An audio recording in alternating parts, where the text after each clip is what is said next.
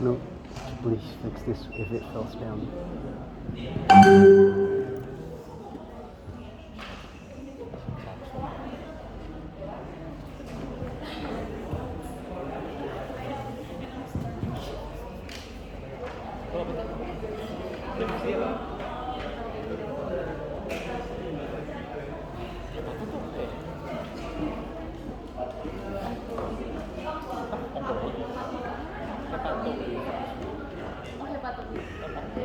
Hematoma apa tadi?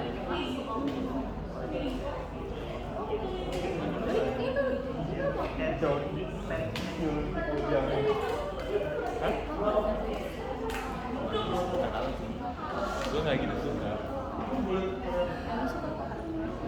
Hematoma gue suka. Emang baik. Kayak gitu kan dokter Rahmat. Lu lihat ya dokter Rahmat. Lu dapet dia? Ya. Nanti gimana kalau gue dapetin?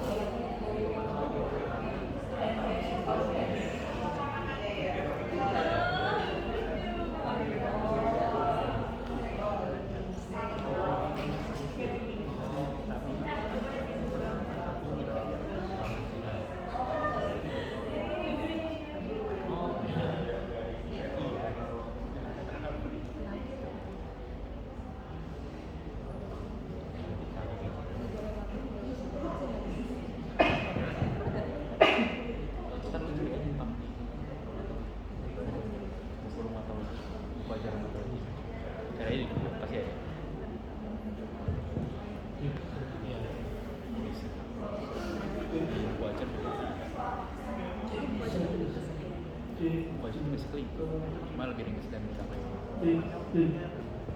terlalu banyak.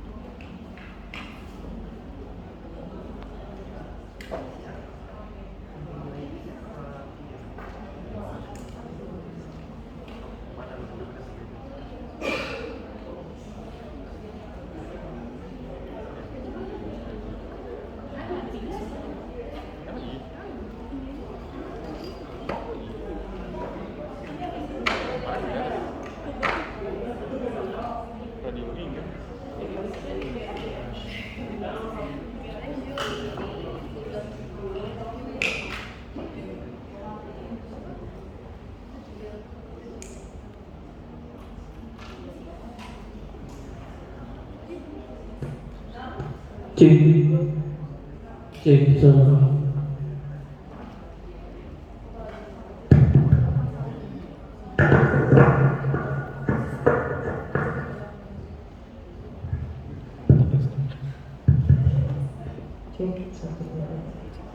Baik, kita mulai ya. Ini mungkin live-nya juga udah lelah ya dari nanti buat kamera. Baik, bisa kita mulai. Masih ada teman-temannya ke belakang. Coba lihat kanan kiri. Oke, ya di belakang itu coba yang sandaran mungkin agak majuan bentuknya. Boleh depan sini boleh nih. Kalau KF kayaknya penting banget ya, karena yang di dalam itu semuanya tentang pemeriksaan fisik nih. Kalian nggak akan dapat lagi pemeriksaan fisik di tempat lain, kecuali nanti anak pun mau sama anak-anak kalian. Jadi untuk dewasa kalian harus rokok nih untuk pemeriksaan fisik. Boleh maju ke depan kosong kok kalau misalnya ini biar bisa jelas ya. Baik, akan kita mulai ya. Saya dengan Dr. Anastasia dari divisi geriatri. Saya akan mereview kapasitas rekta pemeriksaan fisik. Sebelumnya pemeriksaan fisik terakhir kalian KKD ya? Ujian? KKD ya? Kapan tuh? Terakhir? Berapa tahun yang lalu? 2 tahun yang lalu. Terus selama 2 tahun kalian pegang pasien nggak? Atau melakukan pemeriksaan fisik nggak? 2 rotasi kemarin? Apa? Di mana? Anak dan objek. Tapi kalau anak kan sama anak ya pasti ya.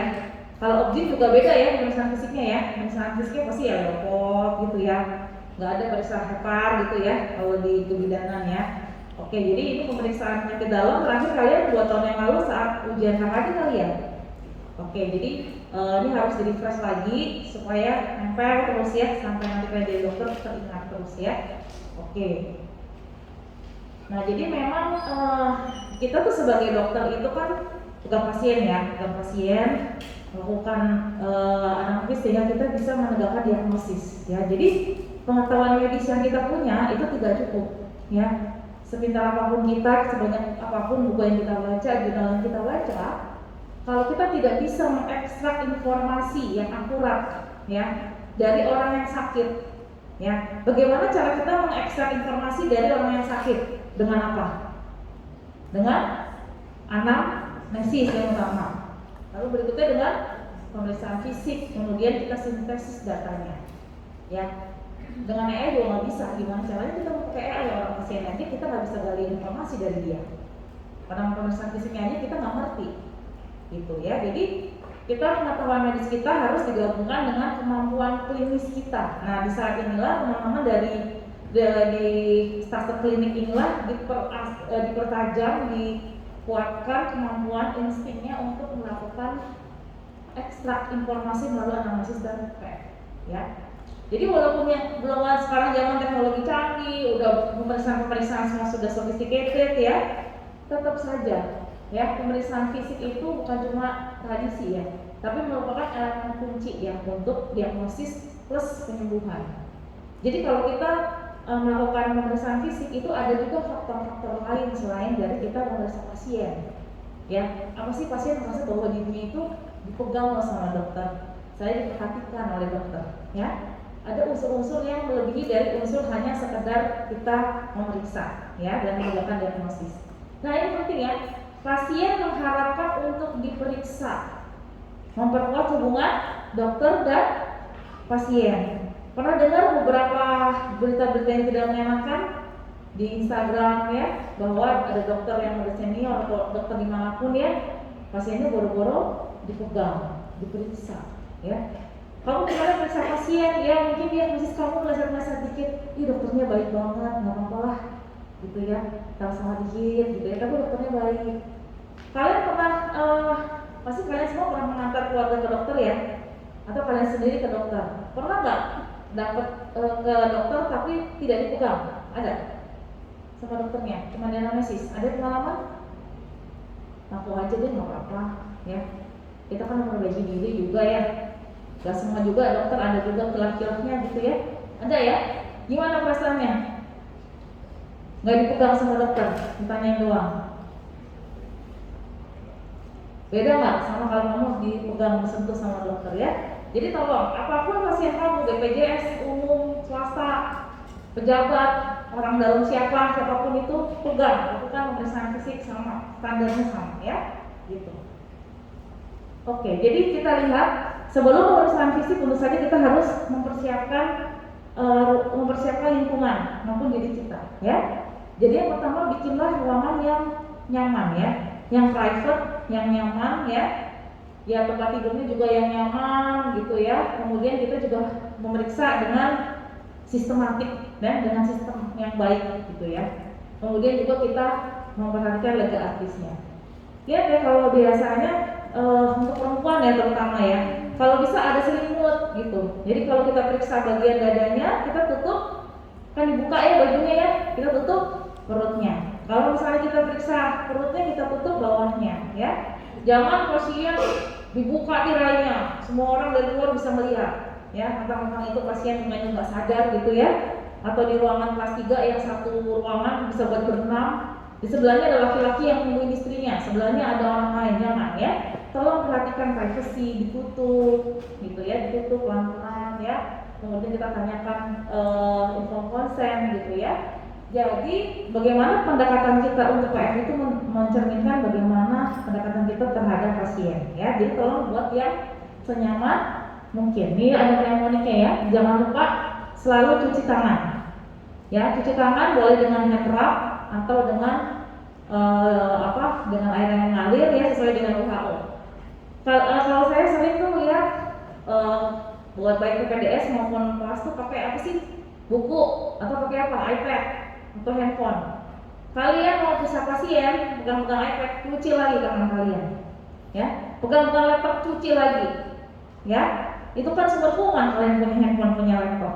Ya, mau nggak kalian dokternya pindah-pindah kalau cuci tangan menyebarin penyakit? Ya, jadi kalau PF taruh semua gadget kalian, pakailah alat-alat PF kalian aja. Ya, buku-buku minta temannya bawain. Kalau kalian masih belajar, nggak apa-apa, tolong dong pegangnya, liatin gua tadi kurang apa kasih tahu ya. Jangan kalian begini terus nggak pakai iPadnya terus balik lagi pegang-pegang ya, itu udah nggak memenuhi yang standar itu tadi ya. Jangan lupa perkenalkan diri, saya siapa, kami dokter muda seperti itu ya, selalu di posisi kanan ya. Kemudian juga tolong mempersilahkan pasien untuk apa, misalnya mohon maaf kita meminta membuka bajunya, tadi tidak nyaman, apakah bersedia ya. Jangan tiba-tiba kalian buka bajunya, angkat bajunya, apalagi yang laki-laki nih, ya. Sekarang banyak sekali tuntutan-tuntutan gitu ya. Misalnya kalian bisa aja kalian sebetulnya baik-baik aja, tapi karena mungkin komunikasinya kurang, jadi kalian jadi masalah gitu ya. Kita pernah dapat begitu, nenek-nenek diperiksa sama koas, ya, EKG.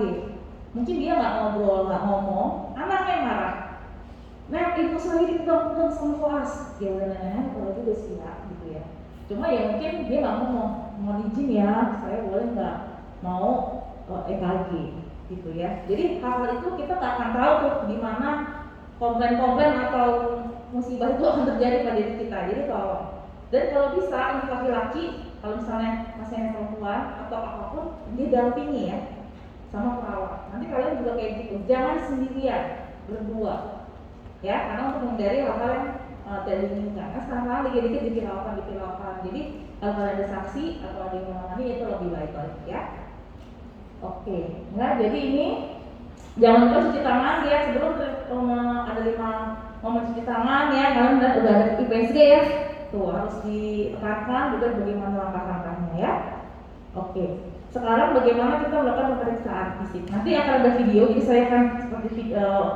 Saya ada satu bagian bagian video gitu ya, supaya ini menjadi refreshing lagi buat kalian, gitu ya. Jadi pemeriksaan umum selalu dimulai dengan kesadaran ya. Nah, kesadaran itu beda, kalian selamanya tahunya kesadaran apa? Nafas mentis, terus apa lagi? Somnolen, apatis, delirium atau apa? Koma, sopor ya. Nah, kalau di dalam kalian nggak boleh cuma bangun ibunya udah CM ya. Lalu harus tanya orientasinya, apalagi kalau lansia. Namanya siapa Bu? Lagi di mana? Sekarang di mana? Ini ibu siapa yang ngantar? Untuk tahu juga apa isi pikirnya, nyambung nggak dia? Ya. Bangun pasti tanya namanya siapa Bu? Diem aja. Atau lagi di mana? Ini pun lagi di rumah saya. Gitu. Disorientasi, ya. Dia berarti sudah ada gangguan, delirium mungkin sudah ada gangguan kesadaran. Padahal penampakannya adalah kompos mentis. Ya, jadi harus ditanya, gitu ya. Kemudian dilihat kondisinya tampak tidak sakit, ringan, sedang atau berat, ya. Kalau misalnya di ICU yang pakai ventilator udah pasti berat, ya. Tapi kalau misalnya di ruangan dia nggak pakai oksigen, ya mungkin sedang, ya. Medical check up biasanya apa nggak sakit ya, biasanya tidak tampak sakit, gitu ya. Kemudian menilai buku, habitus, status gizinya, cara berjalan dan mobilitas. Jadi dari pasien mulai datang ke tempat kalian itu kalian harus menilai ya. bagaimana bentuk tubuhnya, apakah apa? Pygmicus, ya, atau apa? Atraticus, satu lagi Astenicus, ya, nanti dibaca-baca lagi, gitu ya. Oke, tanda vital, ukuran tekanan darahnya secara tidak langsung ya, dengan arteri, kemudian denyut nadi jangan lupa ya, di brachial, kemudian radial, pulsasi perifer juga mulai dari femoralis, tibialis, dorsalis pedis sampai clocutea. Nanti semua kalian harus lakukan ini pas lagi di pasien, ya, supaya kalian berlatih banyak, gitu ya. Kalau di sini mah titik-titiknya udah ada, cuma kan nggak segampang itu ya. Kalau ketemu di pasien ya, apalagi pasien yang gemuk, ya. Jangan lupa dari tekanan darah, kemudian denyut nadinya, dilihat frekuensinya, regularitinya, kuat angkatnya, selalu diperhatikan kanan dan kirinya ya. Kemudian pengayaan pernafasan, frekuensi, irama, jenisnya apa ya, dalam 1 menit. Kalau untuk nadi bisa dalam 15 detik saja, kecuali kalau dia irregular. Nah, kalau irregular kalian harus 1 menit. Kemudian suhu tubuh silahkan kalian pakai termometer di aksila. Jadi jangan lupa kalau PF tanda vitalnya yang pertama dicek, kadang-kadang kalau lagi ujian suka lupa tuh tanda vital dicek, ya, langsung ke kepala biasanya. Ya, kalau tanda vital itu penting sekali, terutama penilaian denyut nadi ya. Karena kita udah serba digital, sekarang udah punya termometer sudah punya tensi digital, udah jarang tuh dokter meraba denyut nadi. Ya, jelas-jelas dia irregular. Jelas-jelas denyut nadinya lemah. Sebanyak mungkin raba denyut nadi. Denyut nadi itu paling penting ya, untuk tahu dia dehidrasi, tahu dia lagi infeksi, shock, ya. Wah, takikardi nih, kenapa takikardi ini ada suatu tanda nggak benar nih berarti, ya. Jadi pakailah alat membantu kita ya. Oke, jadi suhu ya, suhu biasanya yang paling yang paling biasa kita pakai di aksila ya. Tapi kalau rektum dan mulut itu udah nggak pakai lagi, ya. Dan kalau kalian penyakit dalam nanti kalian udah nggak lagi tuh periksa, oh cara periksa suhu kayak begini, hasilnya begini enggak. Sekarang kalian korelasikan dengan klinis, ya. Misalnya oh demam, ternyata demamnya continuous. Kalian cek demam continuous apa nih ya? Misalnya pada typhoid, pada akibat akibat obat, ya. Kemudian maligna, ya, gitu. Jadi benar-benar kalian lihat, kadang-kadang DBD juga dia continuous gitu ya. Oke, intermittent. Jadi ada yang normal, ada yang enggak. Biasanya apa? Biasanya pada biogeni. Remittent, ya, daily fluctuating atau relax. Ada yang setiap 3 hari dia demam terus gak demam. Itu berarti malaria. Jadi kalian sekarang belajarnya udah bener nggak ya saya pemeriksaan fisiknya? Saya bakal pemeriksaan fisik ada kelainan ini, kenapa bisa begitu, atau fisiologinya, penyakitnya apa? Ya, jadi udah kalau kalian PF-nya aja udah nggak benar, bagaimana mencari tahu itu karena apa? Ya, jadi sekarang udah lebih meningkatkan kemampuan kalian lagi ya. Kenapa? Kenapa jadi kelainan seperti itu? Ya, gitu. Jadi nggak bisa tuh kita pakai borang yang biasa checklist ya. Di borang checklist nggak ada ya. Kenapa begini? Kelainannya apa aja ya? Jadi baca buku pemeriksaan fisik dari kan udah ada ya dari FKUI udah ada buku pemeriksaan fisik, bisa pakai buku belajar penyakit dalam, ada pemeriksaan fisiknya, bisa pakai macam-macam. Baca bukunya ya. Jadi sekarang udah pakai textbook ya. Ini contoh pola pernapasan ya. Yang biasa itu yang apnea namanya ya. Jadi seperti biasa kita napas gitu ya. Ada yang cepat. Jadi kedalamannya biasa tapi dia lebih cepat. Namanya tachypnea ya. Biasanya kalau ada orang demam habis olahraga itu masih normal ya. Cuma dia lebih cepat ya. Kalau bradypnea dia apa? Menurun. Kedalamannya masih sama tapi dia lebih lambat. Biasanya biasanya pada orang yang tidur ya, stroke atau gangguan metabolik misalnya hematremia, itu lebih bradypnea gitu ya. Apnea ya biasanya kalau pasien-pasien udah dengan jantung dan lain-lain ya. Hypopnea normal tapi lebih dalam gitu ya. Biasanya pada emosi. Kalau KAD kadang-kadang dia lebih dalam, namanya Kussmaul ya. Jadi dia tachypnea tapi juga hypopnea, namanya Kussmaul. Nanti kalian lihat kalau di UGD ada pasien DM ruang sadaran atau kalau kalian nggak akan lupa tuh, oh ini pernapasan Kussmaul gitu ya. Atau yang ada gangguan di brainstem atau di otak, ada macam-macam, ada Chinese folks ya. Biasanya sendiri, jadi dia gak beraturan tuh. Terus ada gini, terus gitu ya. Biasanya kayak gini-gini pastinya harus dipakai ventilator. Atau biot, cepat tapi terus ada periode apnoe. Ya sama, itu biasanya ke central nervous system ya. Oke. Kemudian untuk pemeriksaan fisik kepala ya. Jadi kalau pada pemeriksaan kepala, pasien bisa duduk atau bisa tidur. Berbeda dengan saat kalian KKD, kalian kan kalau KKD pemeriksaan fisiknya seperti ini ya, per bagian ya. Duduk, ya duduk, ada yang tidur, tidur. Nah, beda kalau sekarang, kalian kan harus memperhatikan kenyamanan pasien. Jadi lakukanlah pemeriksaan fisik, duduk ya duduk terus, tidur terus, tengkurap yang tengkurap. Jadi jangan, Bu, duduk ya, duduk tidur lagi ya, Bu sekarang duduk lagi gitu, nggak nyaman buat pasien. Ya, udah disuruh duduk lagi, ya. Jadi semua pemeriksaan yang sambil duduk periksa aja. Misalnya apa sih pemeriksaan sambil duduk? Kepala, leher gitu bisa ya, bisa tiroid. Apalagi yang bisa sambil duduk? Apa? Paru belakang, ya. Paru belakang kalian bisa sambil duduk. Kalian bisa apa lagi? Nyeri, ketok, CVA, ya. Jadi saat duduk semua, gitu. Mau uji nggak akan salah nih, gak urutan, gak sekuensial nih, gak mungkin ya. Yang penting kalian PF, gak usah dari urus nafas kepala terus harus perut, jadi belakang nanti jadi pastinya kalau paru harus depan belakang, dia duduk dulu, nanti perut baru tidur lagi, terus ginjal duduk lagi, enggak juga ya. Nggak apa-apa ya, karena kalian tahu dok saya sekalian ya periksa paru belakang, nggak apa-apa ya, demi kenyamanan pasien. Apalagi kalau pasiennya apa? Sesek, nyeri, kalian disuruh duduk gini gitu ya, jadi gitu ya. Sama ya, kulit wajah ada pucat, kebiruan, ada jejas, lesi-lesi ya. Selalu mulai dengan inspeksi palpasi, perkusi dan auskultasi ya. Di basimologian kurang lebih kayak gitu konsepnya ya. Kemudian mata selalu apakah skleranya ikterik, konjungtivanya pucat ya, atau anemis, atau skleranya ikterik. Biasanya kalau konjungtiva sih kita nggak bilang anemis ya, kita bilangnya pucat. Karena kalau anemia itu kan diagnosis dari laboratorium ya, misalnya hatinya kurang dari 12, kita bilang anemia. Jadi kita pucat atau tidak, ikterik atau kuning atau tidak ya. Kemudian jangan lupa di penyakit dalam kita tidak mengkotak-kotakan. Silahkan pernah periksa pupilnya ya, bukan cuma di syaraf ya, periksa pupilnya disekal atau tidak, diameternya, refleks cahaya langsung dan tidak langsungnya juga kalian periksa. Nanti ada berbagai kelainan di penyakit dalam yang kamu bisa lihat. Kelainan apa aja yang ada di mata kamu baca di textbooknya. Contohnya apa sih?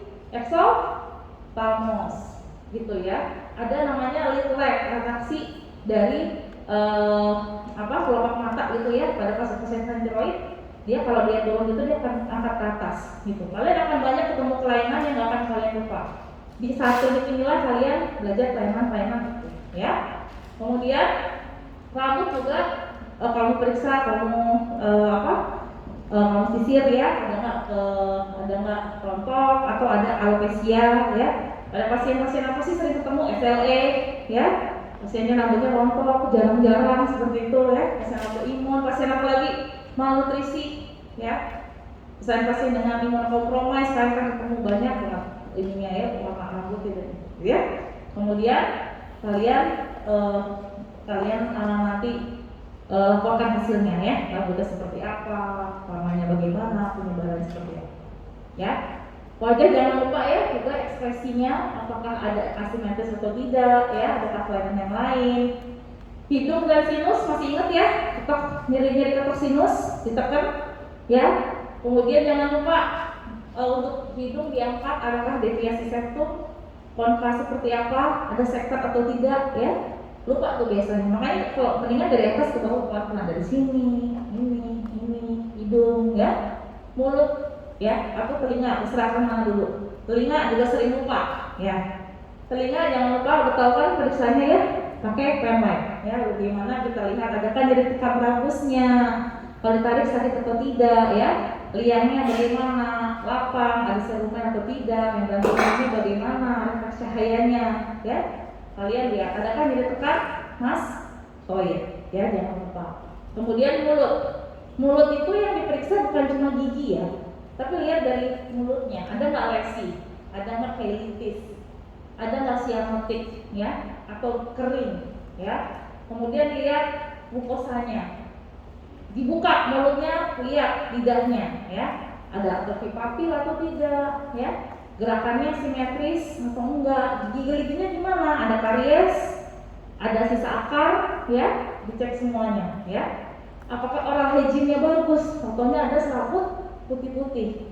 Nanti di penyakit dalam kan ada berhadapan dengan lansia, geriatri, ya.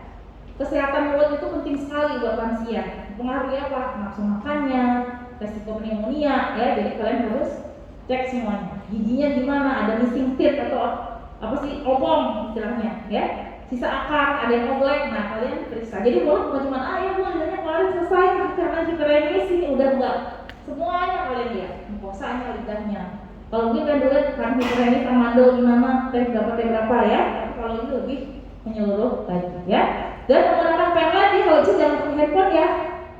Karena kalian handphone tuh pegang handphone lagi, terus lagi dengan foto handphonenya, gitu. Oke. Leher ya, jangan lupa kalau di leher kaku kuduk.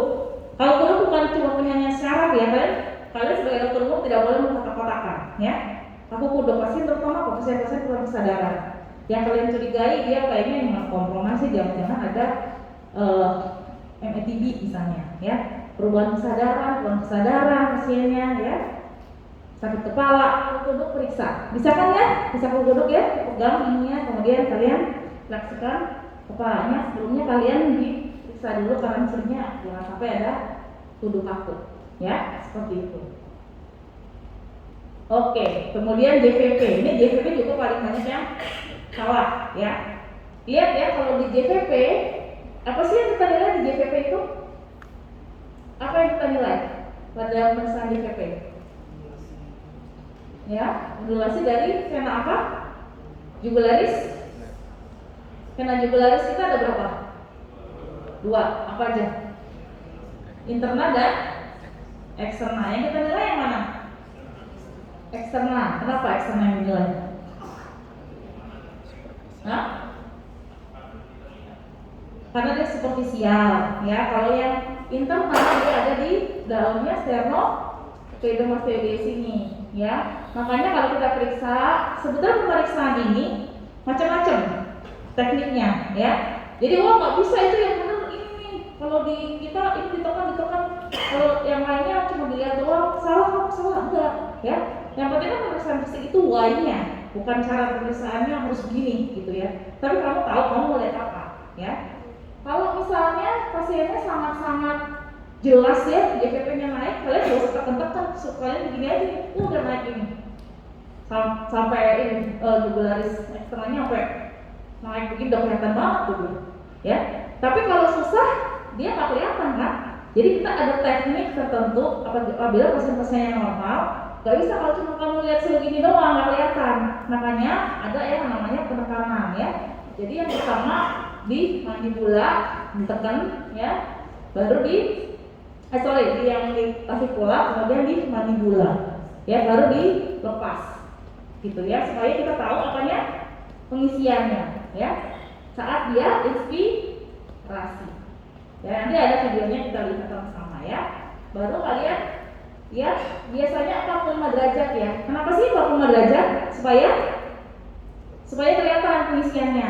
Kalau terlalu gini kan nggak kelihatan dia lurus, ya kan? Jadi nggak kelihatan tuh. Kalau dia tegak makin turun dia jadinya, jadi nggak kelihatan pengisiannya. Makanya dibikinlah 45 derajat, gitu ya. Kalau dia misalnya tinggi banget, dia misalnya naik JVP-nya 45 derajat bisa sampai sini. Jadi mungkin kamu bisa lebih tinggikan lagi, ya, kayak gitu. Ya, terus jangan lupa yang kita ukur adalah apa? Dari annulus Ludovici ini adalah titik 5 cm. 5 cm itu jarak apa? Dari tengah atrium apa? Ini kalian sekarang udah ditanyanya udah nggak bener lagi nih. Kamu periksa apa aja? Aku mau periksa patofisiologinya gimana? Itu kamu yang ukur apanya? Dari sudut mana kamu udah nggak ditanya gitu-gitu, kalian nggak ditanya kamu gimana caranya, enggak, apa yang kamu ukur, kenapa bisa naik, nah itu patogenesisnya atau fisiologinya ya. Jadi kalau kalian lihat jantung kanan kan dari seluruh badan kita masuknya ke atrium kanan ya, lewat tadi ya, lewat jugularis ya, internal dan eksternal. Sebetulnya yang bagusnya internal, dia internal tuh nggak ada katup, jadi dia cepat. Tapi kalau eksternal ada, jadi memang yang menggambarkan banget mama tuh adalah yang jugularis internal. Tapi dia adanya di dalam sternocleidomastoideus, jadi sudah nggak kelihatan pengisiannya ya. Yang dinilai kan tadi apa? Atrium kan? Nah, jadi jarak 5 cm itu adalah jarak dari pertengahan atrium kanan. Kalau kita tiduran, kalian bisa bayangin ya, atrium kanan jantung ke permukaan dada, makanya dibikinlah angulus ludovici ini gitu. Nah, dari sini ke jantung kanan itu 5 cm. Nah, plus minusnya kalian ukur dari sini pengisiannya. Kalau dia naik sampai sini, berarti 5 plus berapa senti, kalian tinggal ukur aja. Tapi kalau misalnya dia di bawah, berarti 5 minus berapa senti. Kalau maunya berapa? JPP 5 plus minus 2, ada intinya 6 sampai 8 cm. 6 sampai 8 cm itu dari 5 plus 2 masih 7 ya. 5 plus 3 masih 8. Dia kalau dari 5 plus 4 ke atas berarti sudah naik ya. 6 dan 5 itu maksudnya dari tengah atrium kanan. Karena dinilai kan sentimeter H2O ya. Jadi harus ngerti ya prinsip dari pemeriksaan JPP ya. Karena ada berbagai macam teknik ya, jadi kalian harus tahu why-nya. Jadi jangan merasa bahwa saya paling benar gitu ya, tapi kenapanya kalian mesti ngerti ya. Nah, kemudian jangan lupa tiroid sambil duduk ya. Jadi kalau kalian periksa tiroid sebelum JPP, nanti yang tidur ya. Periksa semua dulu yang duduk ya, tegak. Kita lihat di sini apakah ada benjolan. Kalian raba ini tulang daerah tiroidnya, kemudian kayak butterfly gitu ya, lihat di kanan dan kirinya ya. Konsistensinya, besarnya ya, disuruh menelan. Kalau dia menelan akan bergerak atau tidak kalau dia tiroid? Tiroid telan gerak nggak? Bedanya apa sama kelenjar getah bening? Kalau tiroid dia akan bergerak karena dia menempel pada otot daerah otot menelan sendiri. Kalau telan dia kan naik ke atas. Tapi kalau dia stay berarti dia KGB, yaitu yang membedakan. Ya, jangan lupa. Kemudian kalian lihat konsistensinya, kalian lihat apakah dia terfisir atau tidak, keras atau tidak ya. Ukurannya pakai apa? Kita ukur. Ya, jadi harus pakai tafur. Alat PV nambah ya, kita ukur. Kalian ada apa? Ada benjolan. Kira-kira nih, Mas Yanti katanya nih nggak bisa. Ya, kamu kasih obat nih, pasiennya KGB-nya membesar. Kamu kasih obat. Gimana mau tahu kalau obatnya berhasil apa enggak? Kamu aja nggak ukur berapa senti, ya kan? Kira-kira aja nih kayaknya waktu saya datang kayaknya 2 jari deh gitu ya, nggak bisa ya, kita ukur hasil lihat. Kalau misalnya mau nilai Brui harus apa? Tahan napas. Kenapa? Kalau nggak ini suara napas sama Brui ini sama gitu kan, jadi suruh tahan napas sebentar ya Bu. Oh nggak ada Brui ya gitu. Ini hal-hal yang tips yang nggak ada di buku ya, tapi nanti kalian kesulitan kalau periksa ya. Kemudian laporkan hasilnya, apakah tiroidnya besar atau tidak ya. Jangan lupa pada pasien-pasien dengan hijab ya, kalian juga harus buka ini, bukan usah dibuka nggak apa-apa, yang kalian naikkan ya untuk lihat. Banyak loh, saya punya teman waktu zaman kalian kelas ya, pakai hijab dia, anaknya sering sakit diare, baru ketahuan kalau dia tiroid di sasaran ke dalam gitu. Karena nggak bisa bayangkan kalau selama ini dia sakit, berarti nggak ada yang menyentuh leher dia kan. Dia udah bolak-balik loh, diare, udah sering izin karena sakit. Berarti saking nggak ada yang PF dia tuh. Kita baru pas lagi stase terang-terang saya, kita kelas rame-rame, kamu, kayaknya lu tiroid deh. Kamu ini, coba. Ternyata ininya besar tiroidnya, grave dia, ya. Jadi tolong periksa, ya, PF, gitu. Paling nggak dalam pertemuan pertama deh, kalian agak lama sedikit nggak apa-apa, ya. Oke. Jangan lupa belajar getah bening, lihat dari mana aja, mau baca-baca lagi ya. Mulai dari ini ya, mulai dari segmental, submandibular, tonsilar, karotisnya di sini, ke belakang, clavicular, posauricular ya. superficial cervical, deep cervical ya, atau apa? Poli ya. Kemudian occipital, suprapandibular. Ya. Jadi leher semua kamu raba-raba, kamu lihat ininya. Gitu ya. Kemudian kamu lihat region mana, multiple atau tidak, terpisah atau tidak, ya. Kemudian arteri kalotis, jangan lupa kalian periksa, kalian raba apakah ada berui atau tidak, ya. Pada perabaan arteri kalotis yang mudah ya, arteri kalotis, ya. Nah, ini untuk pemeriksaan kepala. Kita lihat video dulu ya supaya kalian ada gambarannya. Mana nih?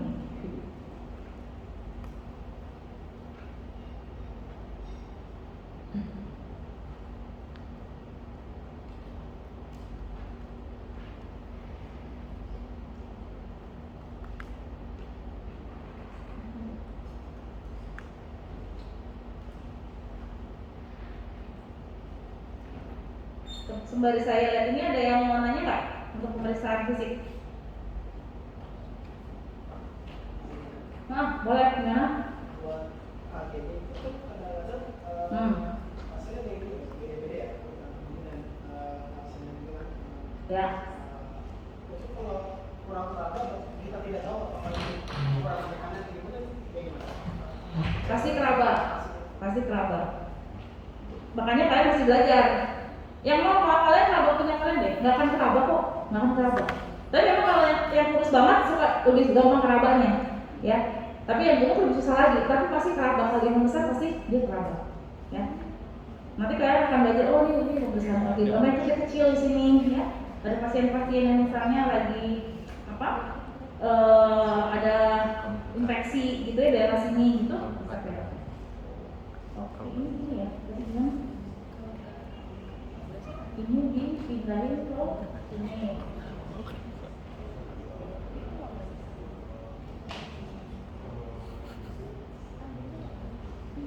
Ini di mana ya tadi? Pemeriksaan kepala dan rambut, kita melakukan inspeksi untuk menilai apakah terlihat deformitas, benjolan, atau luka terbuka pada kepala, serta melihat warna dan penyebaran rambut. Setelah itu, kita melakukan palpasi untuk menilai apakah terdapat benjolan, lekukan, dan nyeri tekan pada kepala, serta memeriksa apakah rambut mudah tercabut atau tidak. Selanjutnya, kita melakukan pemeriksaan mata. Pemeriksaan ini dimulai dengan meminta pasien melihat ke atas, kemudian kita melakukan inspeksi bagaimana warna sklera dan konjungtiva palpebra, pola vaskularisasi di sklera, serta apakah terdapat nodul atau pembengkakan pada konjungtiva palpebra. Pemeriksaan dilanjutkan dengan melakukan inspeksi untuk menilai bagaimana warna sklera dan pola vaskularisasi pada konjungtiva bulbar. Berikutnya, kita melakukan pemeriksaan inspeksi pada wajah pasien untuk melihat ekspresi, bentuk, dan kesimetrisan wajah, serta apakah ada gerakan involunter, bengkak, benjolan, atau kelainan kulit. Pada pemeriksaan telinga, kita memulai pemeriksaan dengan melakukan inspeksi pada daun telinga untuk menilai apakah terdapat deformitas atau benjolan. Setelah itu, kita lakukan penekanan pada tragus dan tulang mastoid untuk menilai adanya nyeri tekan. Dan terakhir, kita melakukan pemeriksaan liang telinga dengan cara memegang daun telinga dengan menggunakan ibu jari, telunjuk, dan jari tengah untuk membantu memposisikan liang telinga sehingga kita dapat memvisualisasi membran timpani dan menilai refleks cahaya dengan menggunakan pen light. Kita juga harus memperhatikan apakah terdapat cerumen probe atau kelainan lain pada liang telinga. Setelah itu, kita melakukan pemeriksaan pada hidung dan sinus paranasalis. Pada pemeriksaan hidung, kita melakukan inspeksi untuk menilai apakah terdapat deformitas pada hidung pasien, Kemudian dengan mengangkat ujung hidung dan bantuan penlight, kita memeriksa apakah pada rongga hidung ditemukan sekret, massa, mukosa hiperemis, konka hipertrofi, atau deviasi septum. Selanjutnya, kita melakukan penekanan dengan menggunakan kedua ibu jari di daerah sinus maxillaris, sinus frontalis, dan sinus ethmoidalis untuk mengetahui apakah terdapat nyeri tekan. Pemeriksaan terakhir pada bagian pemeriksaan kepala ini adalah pemeriksaan bibir, mulut, dan gigi. Kita melakukan inspeksi pada bibir. Perhatikan apakah terdapat kelainan warna, benjolan, atau ulkus. Setelah itu, kita minta pasien untuk membuka mulut dan menjulurkan lidah untuk menilai apakah terdapat kelainan pada gerakan dan papil lidah. Kemudian setelah itu dengan menggunakan penlight, kita nilai mukosa oral apakah terdapat warna abnormal atau ulkus, atau apakah ada benjolan, serta menilai warna gusi, jumlah, dan kelainan pada gigi. Kita sekarang masuk ke pemeriksaan tekanan vena jugularis. Untuk melakukan pemeriksaan tekanan vena jugularis, kita memposisikan pasien dalam posisi tidur telentang dengan bantal dan kepala elevasi sudut 30 hingga 45 derajat. Kita lakukan identifikasi di mana daerah vena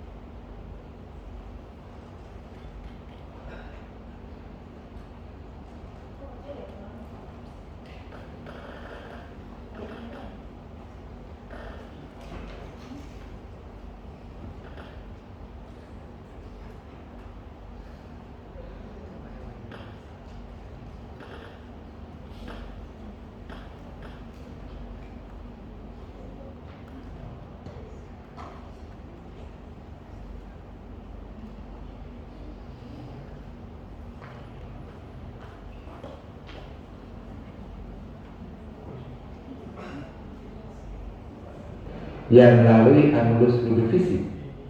Kemudian ukur jarak antara puncak pengisian vena dengan bidang datar yang melalui anulus ludovisi. Sekarang kita masuk ke pemeriksaan kelenjar tiroid. Inspeksi kelenjar tiroid dilakukan dengan posisi pemeriksa berada di depan pasien. Kita minta pasien untuk sedikit mengekstensikan kepala. Kemudian kita inspeksi pada area proyeksi kelenjar tiroid dan minta pasien untuk melakukan gerakan menelan. Kita identifikasi apakah terdapat asimetrisitas, apakah ada pembesaran kelenjar atau tanda peradangan. Pada pemeriksaan palpasi tiroid, pemeriksa berada di belakang pasien. Dengan menggunakan ujung jari kedua tangan, kita lakukan palpasi dan meminta pasien untuk melakukan gerakan menelan. Kita lakukan identifikasi apakah terdapat pembesaran yang diffuse atau noduler, bagaimana simetrisitas kanan dan kiri, dan kontur permukaan, serta adakah nyeri tekan atau tidak. Jika teraba pembesaran, pemeriksa perlu mengidentifikasi lokasi, ukurannya, konsistensinya, mobilitas, batas, dan adanya nyeri tekan atau tidak pada pembesaran tersebut. Terakhir, kita lakukan auskultasi pada kelenjar tiroid untuk menilai adanya bruit. Selanjutnya kita memasuki pemeriksaan kelenjar getah bening. Pada pemeriksaan kelenjar getah bening, pemeriksa berada di depan pasien dan kemudian kita melakukan inspeksi dan mengidentifikasi adanya pembesaran kelenjar getah bening yang tampak. Palpasi dilakukan dengan ujung jari kedua tangan, dilakukan secara sistematis mulai dari pre-aurikular, post-aurikular, oksipital, tonsilar, submandibular, submental, cervical superficial, cervical posterior, rantai cervical dalam, dan supraclavicular. Sekarang kita memasuki pemeriksaan arteri karotis. Pada pemeriksaan arteri karotis, pasien berbaring terlentang dengan bantal dan kepala elevasi 30 derajat.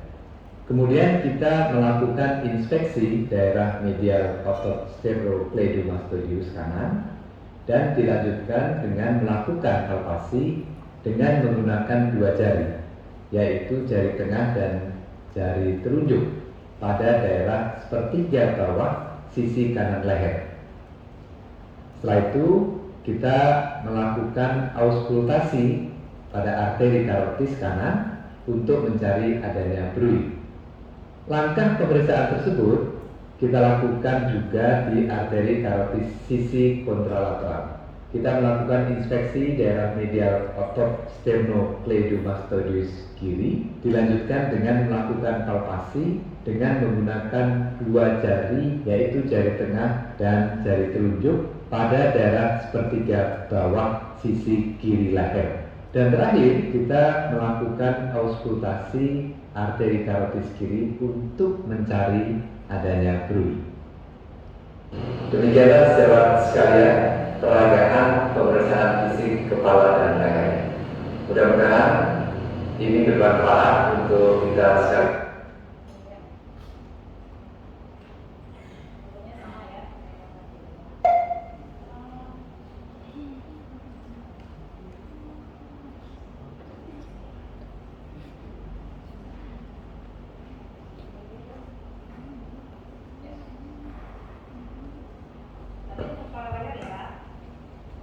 Sebetulnya sih harus dilakukan ya. Ini yang refreshing aja ya.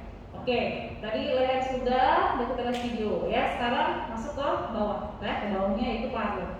Ya. Jangan lupa setiap pemeriksaan fisik paru lepaskan pakaian. Ya. Beberapa kali yang saya kalau lagi nguji gitu ya, baik ujian OSCE, UKMPPD atau OSCE bahkan OSCE-nya PDS gitu ya, lupa untuk disuruh buka baju gitu. Udah kalau itu udah pasti salah lah ya. Terus jangan lupa pemeriksaan paru toraks itu selalu anterior dan posterior. Jadi nggak ada tuh misalnya cuma anterior aja ya, karena banyak kelainan-kelainan kita ketemu di posterior. Oh bagus tuh, longkinya negatif, lendirnya negatif. Belakangnya udah periksa? Belum. Kalau di belakangnya longki penuh segala ya. Jadi diperiksalah depan dan belakangnya. Selalu mulai dengan apa? Inspeksi, palpasi, perkusi, dan konsultasi ya. Kita lihat apakah ada luka, jejak, bagaimana bentuknya, deformitas ya, ada pectus-pectus gitu ya. Nanti kita lihat seperti apa pola pernapasannya, antara abdominal atau abdominothorax.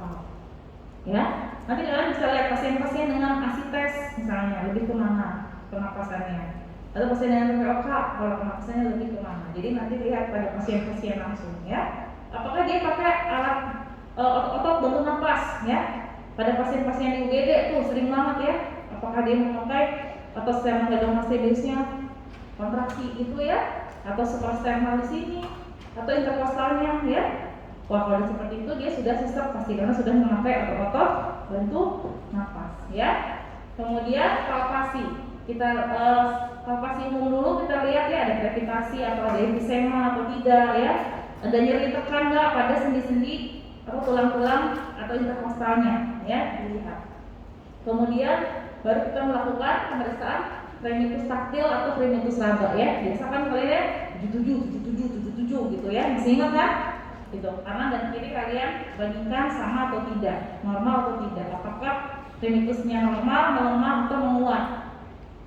Sekarang belajarnya bukan normal, melemah, menguat. Kalau dia mau remitusnya melemah pada pasien apa aja? Kalau bertambah atau menguat pada pasien apa aja sih? Ya dihubungkan dengan penyakitnya. Ya, kemudian kalian ini contohnya. Jadi jangan lupa ya, garis-garisnya masih pada ingat kan?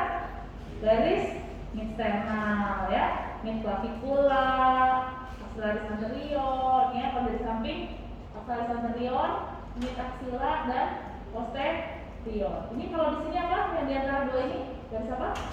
Parasternal ya. Ini garis-garis imajinasi untuk acuan-acuan kalian harus ini ya, harus hafal ya. Oh ini midsternal, ini mid clavicula gitu ya. Kalau nanti berapa senti, berapa jari dari mid clavicula, berapa terus dari interkosta berapa ya, itu untuk diingatkan kembali ini ya. Nih excavatum ya, dia ke dalam ini ya, bentuk dadanya. Kalau yang carinatum dia menonjol ya. Ada juga ginecomastia nih ya, pada pasien-pasien apa namanya, cirrhosis hepatis ya. Kemudian barrel chest ya.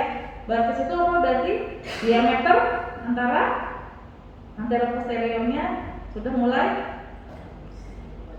memendek ya, jadi 1:1. Biasanya kan 2:1 ya.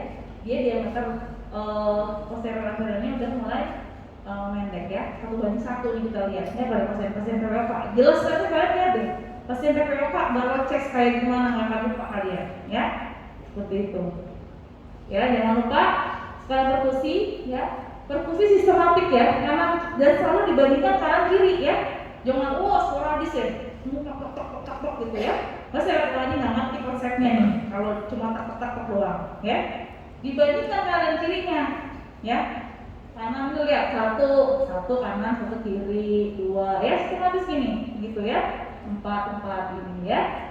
Dilihat sampai bawah sini ya.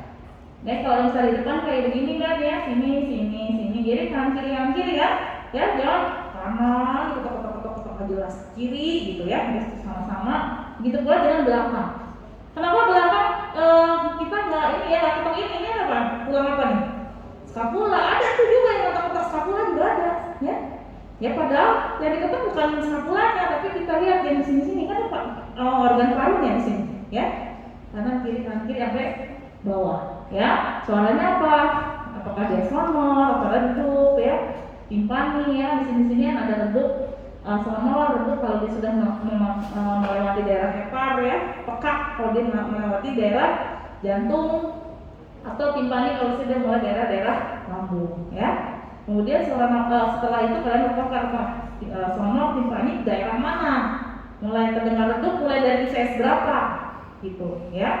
Jangan-jangan dia ada cairan atau apa ya, kalian bisa lihat di sini.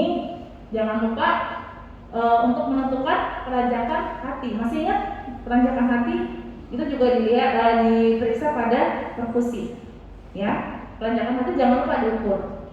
Berapa jari biasanya peranjakan hati? 2 jari ya, sama di mid clavicula ya. Dari redup, dari sonor ke redup, terus sudah ditarik nafas. Ya kemudian kalian kalian ketok, nanti dia berubah menjadi sonor lagi biasanya ya, seperti itu. Bagaimana kalian lakukan ya? Askopasi juga sama, sistematik. Yang sering lupa ini apex ya, selalu dimulai dari slide 2 ya, padahal ada apex ya, padahal pada pasien TBC itu kan kavitasnya di apex. Nah nanti kalian kedengeran tuh suara ada suara kavitas di situ, ya, rongkinya aku nggak kedengeran. Makanya kalian harus dalam dari apex. Buka baju, periksa depan belakang, apex, ya. Biasanya kalau apex kita pakai bagian yang mana? Ya, bel apa yang ini? Membran apa yang bel? Pakai yang bel, ya. Kalau yang ini kita putar, kita pakai yang membran, ya, gitu. Oke, jangan lupa setiap ini kita tarik nafas supaya kalian bisa mendengar dengan baik ya, supaya kalian bisa dengar pola nafasnya, adakah gangguan-gangguan atau suara nafas tambahannya ya. Jadi selalu laporannya apa? Apakah dia vesikuler, saluran nafas utama dan tambahan, ya. Utama itu ada vesikuler, ada bronkovesikuler, bronkial, ya. Atau saluran nafas tambahan apa misalnya? Ada ronkinya apa saja, ya. Atau ada wheezing atau tidak, ya. Ronki apa saja dan pada kelainan apa, itu yang mesti kalian baca di buku, ya. Kalian lihat nanti di pasiennya. Pokoknya keluar dari penyakit dalam semua jenis kelainan di paru jantung, bunyi-bunyi kelainan harus kalian pernah dapat, ya. Sharing sama teman-temannya. Kalau saya dapat pasien, saya dapat ronki bahasa kasar nih, share sama temannya. Coba didengerin, gak akan lupa deh semua itu, ya. Ini ronki bahasa halus tuh kayak gini loh. Wheezing tuh seperti ini, gak akan kelupaan pasti, ya. Oke, ya. Jangan lupa posterior juga sama, ya. Ekspansi sama, frenitus. Kemudian juga kalian lakukan perkusi juga sama secara sistematis, ya. Nah, kalau misalnya depan tadi dia garisnya garis apa? Mid, clavicula atau intercosta, ya. Nah, kalau yang di belakang garis acuannya pakai garis apa? Intercosta juga. Pakainya apa? Scapula bukan? Ya, ini vertebra ini, ya. Jadi dari cervical 7 di sini, ya. Terus kemudian terakal 1, terakal 2, ya, ke bawah. Jadi acuan kanan kirinya bukan dari sini. Karena ada pada scapula, kan kamu nggak bisa tahu interkostalnya di mana di balik scapula. Kalau di depan kan jelas terekspos interkostalnya. Jadi bisa kalian pakai, oh dia di interkostal berapa mulai redup. Tapi kalau di belakang acuannya adalah vertebra, ya. Dia ada mulai redup di vertebra terakal 3 ke bawah, gitu. Mulai ada perubahan suara dari sonor ke redup mulai dari vertebra ke 10 ke bawah misalnya, ya. Jadi acuannya dari tengah, bukan dari intercoste, gitu, ya. Baru mulai dengan apex juga sama rotasi, ya, sama juga seperti ini, gitu, ya. Jadi pada perkusi sonor yang normal, ya. Taunya normal atau enggak dari mana dibandingnya dengan apa? Dengan diri sendiri. Kamu normal kan? Nah, wah ini bener nggak ya personal, coba. Oh saya begini nih, kok dia redup ya nih, berarti gitu, ya. Oke, di personal kalau misalnya dia isinya udara. Kalau redup isinya entah konsolidasi, entah cairan, ya. Jadi bisa tahu. Jadi bisa nggak bedain pneumotoraks sama efusi?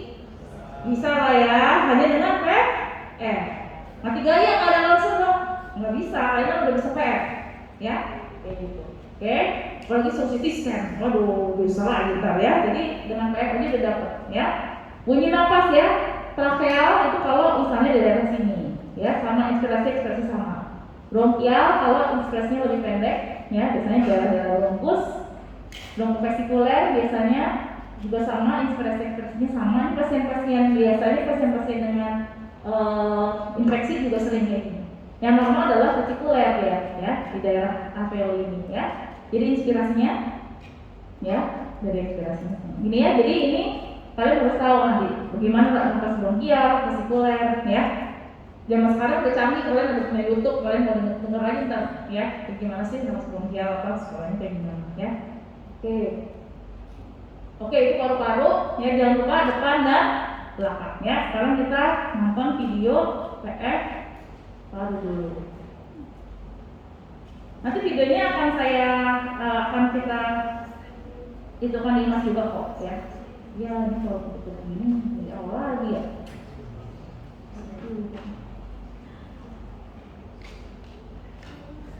Ada yang mau nanya untuk paru-paru? Nanti kelainan-kelainannya harus kalian baca, ya, di buku, ya. Pada gangguan apa, terdapat saluran nafas seperti apa, gitu, ya.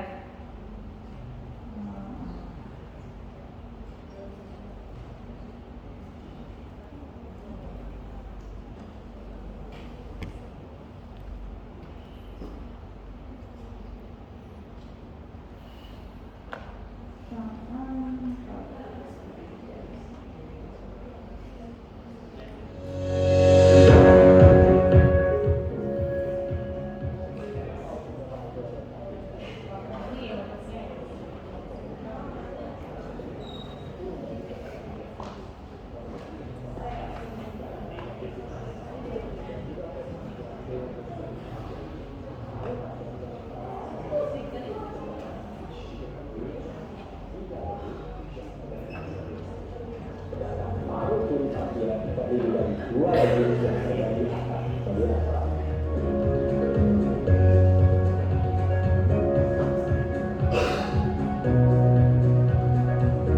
Inspeksi toraks. Lakukan inspeksi pada dinding toraks. Hal yang perlu diidentifikasi adalah kelainan bentuk toraks, diameter anterior-posterior dibandingkan diameter sagittal, lesi atau benjolan di toraks, serta pola nafas. Menilai ada tidaknya sesak, menilai kesimetrisan hemitoraks kiri dan kanan, menilai frekuensi nafas dalam 1 menit, menilai kedalaman pernapasan, napas cuping hidung, penggunaan otot bantu nafas, dan retraksi otot interkostal. Cyanosis perifer, yaitu warna kulit, bibir, dan kuku kebiruan, warna kulit pucat atau tidak, penggunaan otot bantu nafas suprastenal dan musculus sternocleidomastoideus, ada tidaknya bendungan vena leher, pembesaran kelenjar getah bening, jari tabu atau clubbing finger. Palpasi toraks anterior. Melakukan palpasi daerah leher untuk memastikan posisi trakea di tengah dan tidak ada deviasi. Melakukan perabaan di seluruh toraks untuk menilai sela iga, ada tidaknya emfisema subkutis, benjolan atau tumor atau nyeri tekan. Lakukan pemeriksaan ekspansi toraks dengan meletakkan kedua telapak tangan pada toraks kiri dan kanan dengan kedua ibu jari saling bertemu dan meminta pasien inspirasi dalam. Lakukan pemeriksaan frenitus raba dengan meletakkan permukaan palmar pangkal jari-jari atau sisi ulnar kedua tangan pada toraks anterior kiri dan kanan.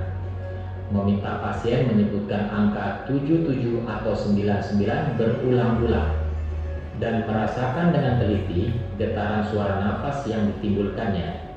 Lakukan konfirmasi antara tangan kanan dan kiri pada setiap lokasi. Lakukan pemeriksaan frenitus secara sistematis dari atas ke bawah. Perkusi toraks. Melakukan perkusi seluruh toraks anterior dari apeks paru, yaitu daerah supraclavicular, sampai bawah untuk menilai secara umum ada tidaknya kelainan. Perkusi secara umum pada seluruh lapangan paru anterior dimulai dari apeks, yaitu daerah supraclavicular, secara berurutan dari toraks kiri ke kanan dan ke bawah secara zigzag sampai ke batas toraks bawah dengan perut, serta dibandingkan setiap langkah perkusi dari tiap-tiap sisi paru. Menentukan bunyi ketukan sonor, hipersonor, redup, pekak, atau timpani. Suara perkusi paru normal adalah sonor. Perkusi batas paru hati.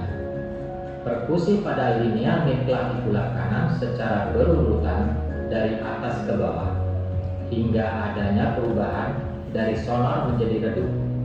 Memeriksa keranjakan hati dengan meminta pasien untuk menarik nafas dalam lalu menahan nafas sebentar. Dari batas paruh hati yang telah ditemukan saat menahan nafas tersebut, perkusi kembali diteruskan hingga mendapat perubahan suara sonor menjadi redup. Untuk kemudian ditentukan berapa jari peranjakan hati yang akan didapatkan. Selanjutnya, pasien diminta bernapas seperti biasa. Perkusi batas paru lambung. Perkusi pada linea axillaris anterior kiri secara berurutan dari atas ke bawah ke arah kaudal hingga ada perubahan dari sonor menjadi timpani, yaitu pada keadaan lambung kosong atau redup bila lambung terisi. Menentukan batas paru lambung. Pada beberapa kelainan paru dapat ditemukan perubahan suara perkusi, seperti pada efusi suara menjadi redup atau pada pneumotoraks suara menjadi hipersonor. Auskultasi toraks. Melakukan auskultasi secara sistematis dimulai dari apeks paru ke bawah, kiri dan kanan. Dibandingkan setiap langkah serta meminta pasien untuk menarik napas dalam. menentukan suara nafas pokok, vesikuler, bronkovesikular, bronkial, trakeal. Tentukan ada tidaknya suara nafas tambahan, bronki basah, bronki kering, bunyi gesekan pleura, Hippocrates succussion, pneumotoraks, klik, amforik, serta wheezing. Pemeriksaan toraks posterior. Lakukan inspeksi, palpasi, perkusi, dan auskultasi pada toraks posterior seperti yang dilakukan pada dinding toraks anterior. Pada dinding posterior terdapat skapula kanan dan kiri, sehingga pemeriksaan fisik dilakukan di tempat yang tidak tertutup skapula.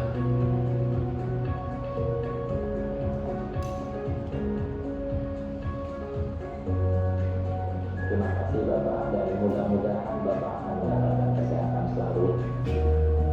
Demikianlah tadi keadaan pemeriksaan fisik toraks.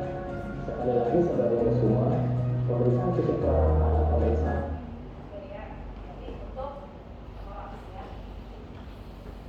Nah, untuk tahu itu suara sonor itu apa ya kalian ini ya, coba sendiri ya pasien.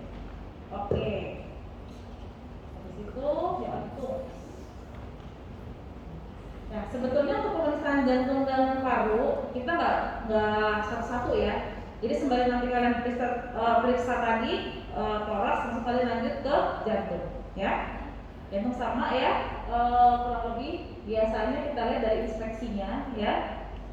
Inspeksinya untuk dada sama sebetulnya paru dan jantung karena dilihat secara umum kondisi dari toraksnya, ya. Tapi bedanya di mana nih? Kalau pada jantung biasanya kita lihat tadi kalau pada paru-paru apa sih? Cyanosis ya hubungannya, cyanosis, clubbing finger ya. Kalau pada jantung berhubungan dengan apa? Edem ya. Adakah edem tungkai atau tidak ya? Tadi berhubungan dengan JVP ya. Terus kita lihat inspeksi ya. Kita lihat apakah kita bisa melihat ikus korbisnya apa enggak. Biasanya kalau kurus bisa, tapi kalau gemuk sih biasanya nggak kelihatan ya. Bilang aja dong tidak terlihat ya, nggak usah bilang kelihatan, boleh nggak kelihatan ya. Bilang aja nggak kelihatan, tidak bisa dinilai gitu ya. Kemudian kita palpasi. Palpasi di mana? Di apex dan di tempat-tempat adanya katupnya ya. Biasanya kan cuma apex nih ya. Palpasi itu harus di semua katup ya. Kalau agak susah boleh di sedikit miring lateral liquiditas gitu. Supaya apa? Mendekatkan jantungnya yang tadinya kalau kita tiduran terlentang kan jantung akan ikut gravitasi ya. Kalau kita agak miring dia akan mendekatkan pada dinding toraks depan anterior ya. Jadi kita lebih mudah mempalpasinya ya. Kita lihat menggunakan ini ya, jari kita yang sensitif di sini ya. Jadi bukan ujung tapi di sini ya, kita tabak untuk tahu apakah ada trill ya atau adakah kita bisa meraba adanya denyut gitu ya pada katut-katut tadi gitu ya. Kita lihat ada atau tidak ya. Kalau secara tidak ada ya bilang aja tidak teraba. If trill tidak teraba gitu ya, atau misalnya episkolisnya tidak teraba ya. Areanya selalu ya kalau pada jantung itu apex ya. Apex itu area mitral ya, biasanya di CS45 ya. Kemudian tricuspid ya, dia adanya di garis parasternal kiri sini ya.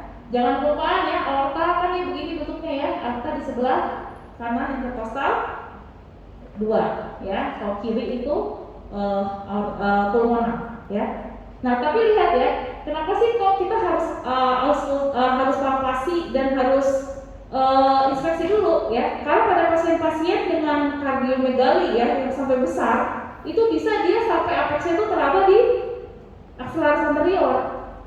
Jadi kalian nanti gak kedengar dengan baik tuh dia punya auskultasinya harusnya di sini gitu ya. Makanya kita raba dulu bagusnya. Jadi kalian bisa tahu oh nanti kira-kira nih apexnya dia agak bergeser nih ke kiri sesuai dengan perabaan kita ya. Seperti itu ya. Kemudian kita lihat perkusinya juga. Kalian udah tahu kan ya perkusi batas-batas jantung, batas jantung kanan dan kiri ya. Kalau dari kiri kita lihatnya di akselaris anterior kiri ya. Cari batas dari paru lambung terus naik 2, kemudian kita ke arah medial. Kalau misalnya yang kanan kita lihat dari batas paru naik 2 jari langsung kita ke media. Ya, biasanya sih kalau saya biar nggak bolak-balik, cari dulu batas dari paruh hepar sekalian batas jantung kanan. Sama juga, jadi nggak bolak-balik diulang lagi gitu enggak. Ya, jadi nggak masalah, kita nggak apa-apa, yang penting kalian sekalian sekuensial kerjaannya ya. Auskultasi juga jangan lupa ya. Oke, nah kalian harus belajarin nanti nih ya, suara-suara jantung tambahan, mid diastolik ya, kita dapat murmur mid diastolik, apa itu berarti ya? Kelainan pada apa? Ya, parasistolik di seluruh katup, misalnya pada pasien-pasien apa? Ya, anemia misalnya, ya. Pada apa sih biasanya? Nah, di sini kita belajar, ya. Late sistolik, dia baru di akhir sistolik. Biasanya pada pasien dengan apa? Ya, lihat kan dari pasien-pasiennya. Baru dengan diastolik, diastolik bukan cuma diastolik ya. Ada early, ada diastolik, ya. Pada kelainan apa? Nah, disinilah kalian nanti belajar, gitu ya. Nggak akan hafal semuanya, tapi kalau ketemu kasusnya insya Allah nggak akan lupa, ya. Gitu. Oke, itu untuk jantung. Sebetulnya lebih gampang jantung ya, karena tadi lanjutannya dari paru-paru ya. Kita nonton sedikit untuk jantung. Nanti di mana nih? Ya, sini ya. Jadi dari sini ya saya mestinya.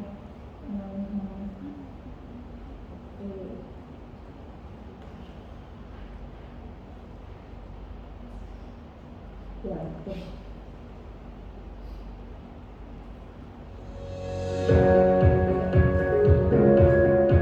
Assalamualaikum warahmatullahi wabarakatuh.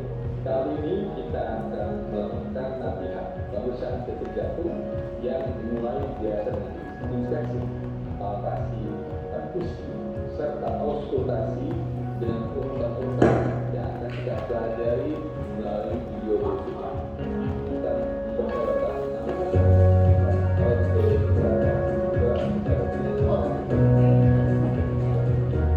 Pemeriksaan fisik jantung dilakukan untuk berbagai alasan, antara lain mengonfirmasi dan menilai adanya kecurigaan penyakit atau lesi pada jantung, adanya penemuan abnormal di jantung dalam pemeriksaan fisik atau penunjang, dan atau adanya gejala yang dicurigai karena kelainan jantung seperti disnu, nyeri dada, atau sinkop. Sebelum menilai kondisi jantung pasien, pemeriksa sebaiknya memperhatikan beberapa hal yang dapat dilihat dari dinding dada pasien, seperti pernapasan pasien, bentuk dada, kelainan kulit atau tanda bekas operasi jantung, bentuk tulang punggung yang tidak normal, deformitas tulang berat, dan benjolan alat elektronik implan kardiovaskular seperti pacemaker, ICD, atau CRT yang biasanya terletak di bawah musculus pectoris kanan atau kiri. Selanjutnya, pemeriksa harus memperhatikan lokasi apeks jantung atau point of maximal impulse. Posisi apeks normal adalah sekitar 1 cm medial dari garis midclavicula pada sela 3/5 sebelah kiri. Palpasi dilakukan untuk mengonfirmasi impuls apeks yang sebelumnya sudah dilihat saat inspeksi. Palpasi dilakukan dengan menggunakan ujung-ujung jari atau telapak tangan. Pada 20-40% orang dewasa, denyut apeks dapat teraba pada posisi supinasi, sedangkan pada 50% orang teraba pada posisi lateral dekubitus kiri, terutama mereka yang kurus. Thrill merupakan sensasi getaran superficial yang dirasakan di kulit sekitar area turbulensi. Paling baik dirasakan menggunakan kepala dari tulang metakarpal.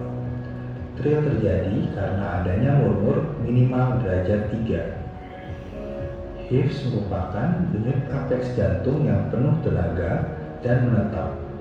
Dirasakan menggunakan finger pads atau bagian proksimal dari tangan.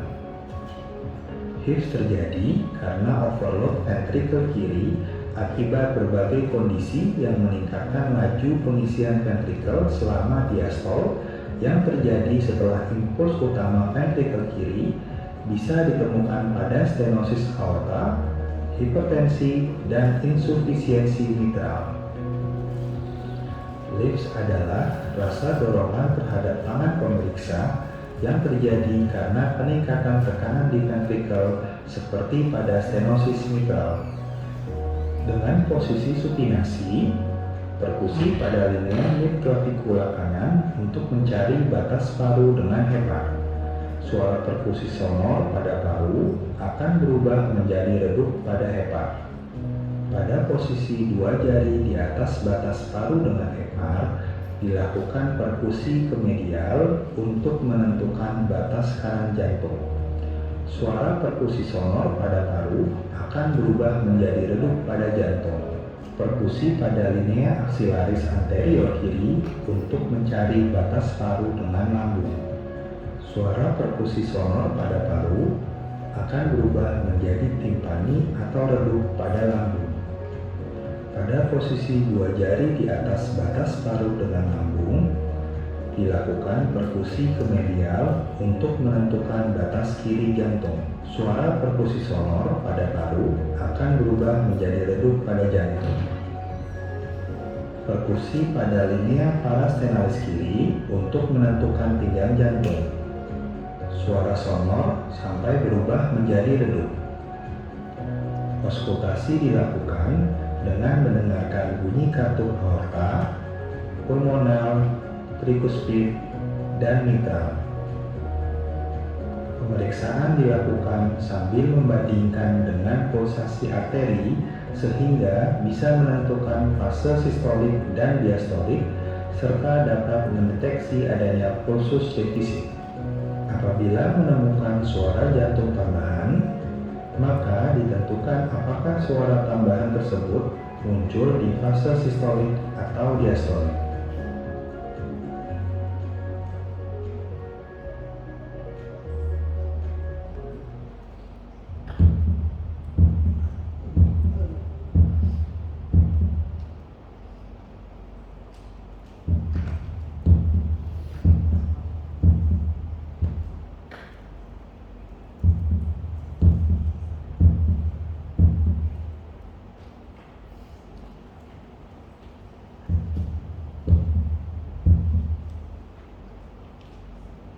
Demikian latihan pemeriksaan ketiga kita kali ini.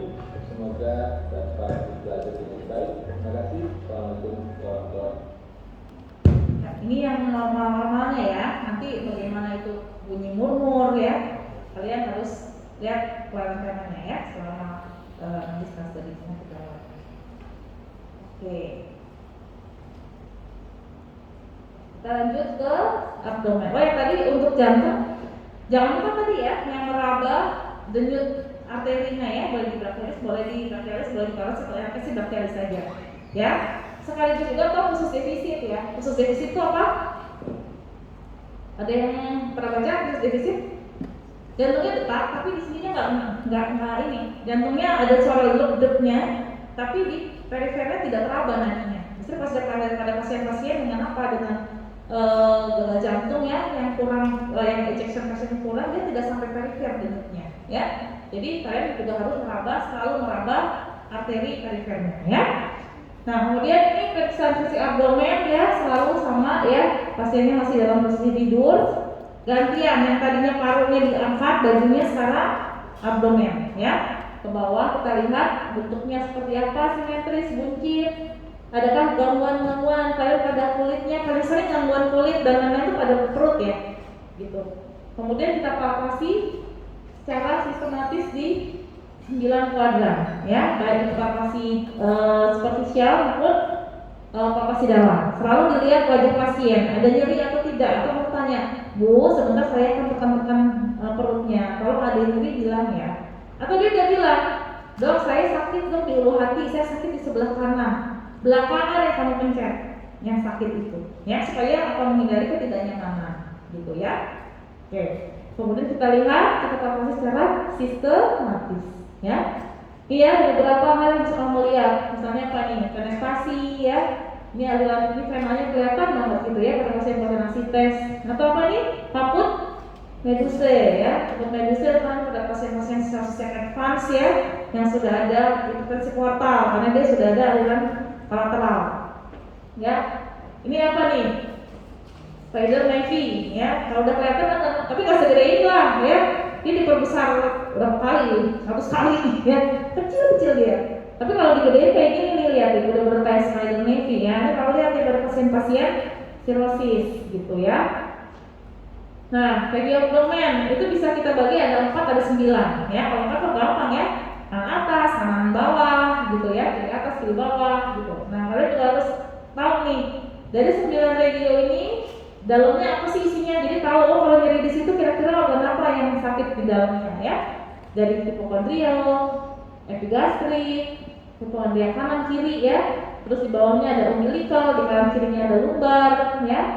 Di bawahnya ada hipogastrik atau suprapubik, kanan kirinya adalah regio iliaka. Jadi tahu nih, oh kalau kanan bawah itu bisa kolon, bisa sekum, bisa appendix ya.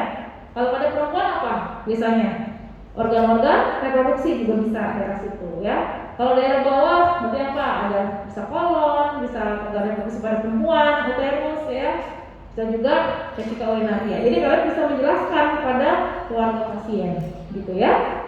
Jangan lupa palpasi hepar ya.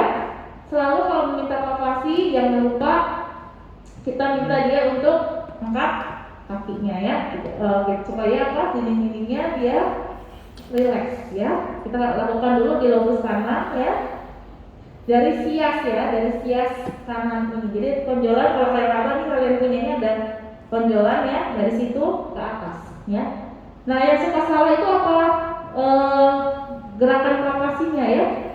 Jadi kita ke arah bawah ya, ke bawah dorsal. Saat dia inspirasi kita bergerak ke kranial. Jadi saat dia inspirasi ya, gerak ke kranial paraboliknya. Kenapa saat dia inspirasi sih? Karena saat inspirasi kan dia akan turun. Jadi dia heparnya akan terdorong ke bawah. Inspirasi dia bisa ketemu nih jodoh sama tangan kita yang bergerak ke atas. Saya beberapa kali sering saat dia inspirasi baru kita gininya ya. Jadi saat dia inspirasi kita sentuhkan, terus balik lagi. Inspirasi sentuhkan. Dia sampai kalau misalnya ketemu ujungnya, berarti dia ada pembesaran. Yang normalnya tidak ada, gitu ya. Kita lakukan yang di sias kanan, kemudian dari yang untuk batas yang lobus kirinya dari epigastrium ke atas, ya. Kalau misalnya kita laba, kita lihat laba sebesar apa sih, berapa senti di bawah proses sifoideus yang kiri atau dari intercostal yang kanan, ya, proses sifoideus atau bawah arcus costae yang kanan. Apakah dia tajam, tumpul, permukaannya seperti apa, ya. Kemudian konsistensi sama semua untuk perusahaan organ selalu tajam, tumpul, konsistensi, permukaannya nyeri atau tidak, ya. Kita lihat. Lalu gimana kalau misalnya ansites? Ansites kan susah ya.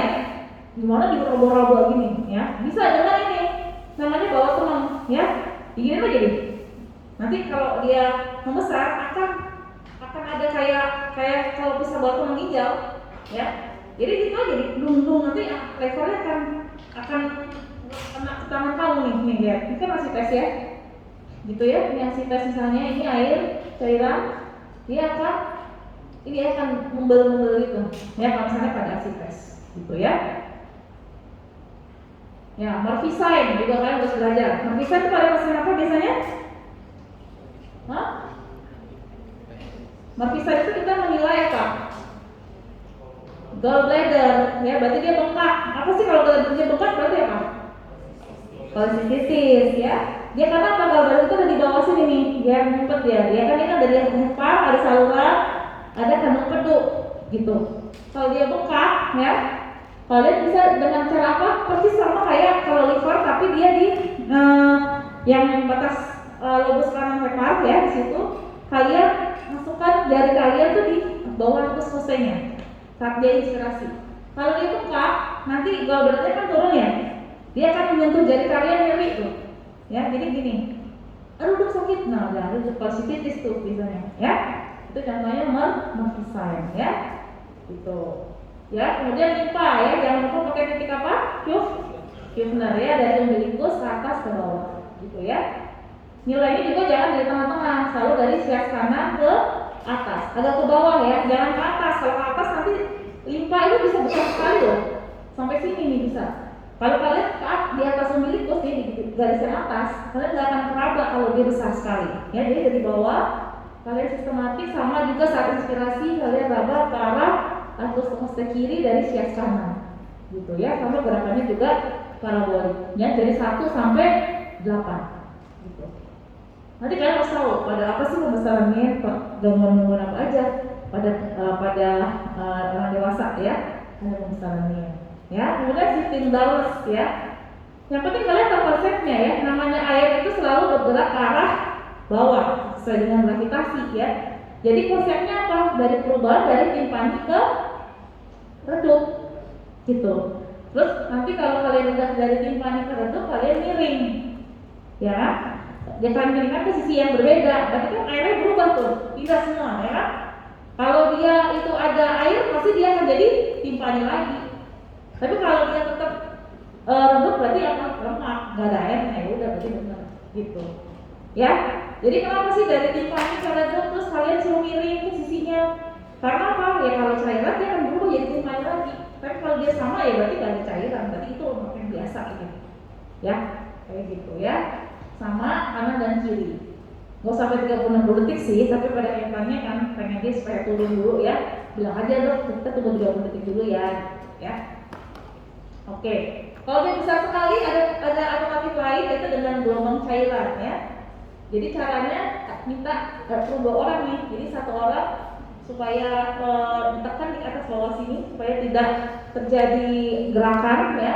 Kemudian tangan kita melakukan gerakan seperti ini, nanti airnya akan terasa di yang tangan sekitar kita yang sini nih, gitu ya. Kalau ini kan susah sitting down sih, yang semuanya air di sini sampai ujung, ya kan?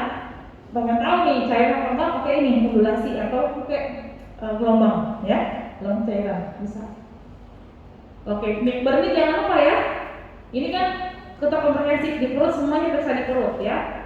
McBurn ini jangan lupa ya, dimana di sias sepertiga sini nyeri tekan, nyeri ketok, nyeri lepas ya. Kita lihat. Oke, kemudian kalau kemang jangan lupa ya untuk tahu ginjal kepada CPA di belakang dan di bawah poste ya. Pada saat inspirasi kita menggerakkan tangan kita supaya apa, ada nggak ginjal yang tertangkap ya. Prinsipnya kalau tertentu seperti itu. Kalau dia negatif berarti dia tidak ada pembesaran ya. Pada hidrolefrosis dia suka membesar bisa ketangkap dengan tangan kita ya. Oke, kemudian jangan lupa nyeri ketok sudut vertebra, tapi biasanya barengan aja sama yang ini, sama yang tadi di belakang ya. Kemudian yang terakhir auskultasi ya. Auskultasi bisa di mana aja kita lakukan dalam waktu 1 menit ya. Ini untuk pemeriksaan abdomen. Kita lihat lagi videonya, terakhir ini abdomen ya.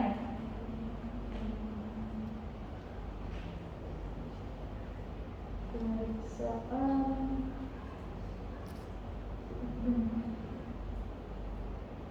mana ya?